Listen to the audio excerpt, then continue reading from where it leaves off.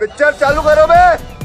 आपण आताच बघितलं कशा प्रकारे बांगलादेशी घुसखोर या ठिकाणी आपल्याला अलीकडच्या काळात सापडतायत आणि केवळ सापडत नाही आहेत तर ते कागदपत्र बनवून मतदार याद्यांमध्ये या ठिकाणी घुसतायत। आमच्या किरीट भाईंनी परवा त्या ठिकाणी मालेगावचं उदाहरण दिलं, ज्या मालेगावमध्ये शेकडो नवीन जन्म प्रमाणपत्र अचानकपणे हजारो लोकांना त्या ठिकाणी मिळाले। मालेगाव असेल, इकडे अमरावतीचं अंजनगाव असेल, अचानक त्या ठिकाणी एकेका गावामध्ये 100 लोकांना जन्माचं प्रमाणपत्र मिळत आहे। 50 वर्षाचे 60 वर्षाचे लोक अचानक आपल्या जन्माचं प्रमाणपत्र काढतायत। वोट जिहादचा पाठ तू सुरू झालेला आहे। हे सगळे घुसखोर आहेत। या घुसखोरांना बाहेर काढण्याचं आव्हान हे आता आपल्या समोर आहे। या देशामध्ये एकही घुसखोर या महाराष्ट्रामध्ये आपल्याला त्या ठिकाणी राहू देता कामा नये।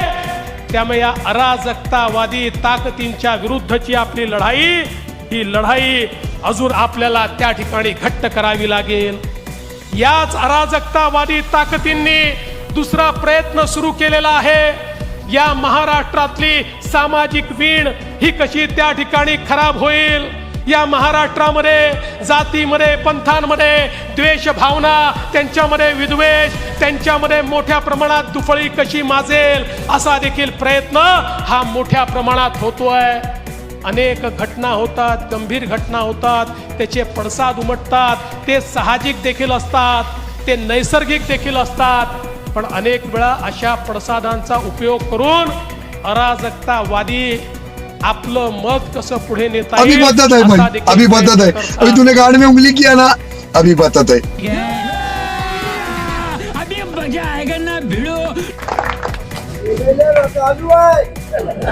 मैं आज किरीट सुमैया ये एसआईटी बनाना, एसआईटी बनी, क्या समझ रहे हो आप? सिर्फ 3 वर्ड है एसआईटी। आम लोगों को यह पता नहीं है। मैं एमएलए रह चुका हूं, बहुत बड़े केस में, बहुत सीरियस केस में एसआईटी बनती है, बहुत बड़े केस में एसआईटी बनती। अगर हुकूमत ने एसआईटी बनाई, होम डिपार्टमेंट ने एसआईटी बनाई, तो आप उसको मामूली मत समझिए, मामूली मत समझिए।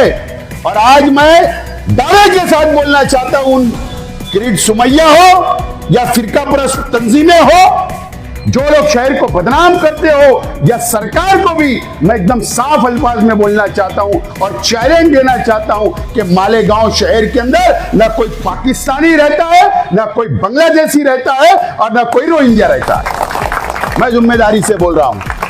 क्या बात है सर, क्या बात है सर, क्या बात, ये बात है। शाबाश बेटा, बहुत बढ़िया मुन्ना।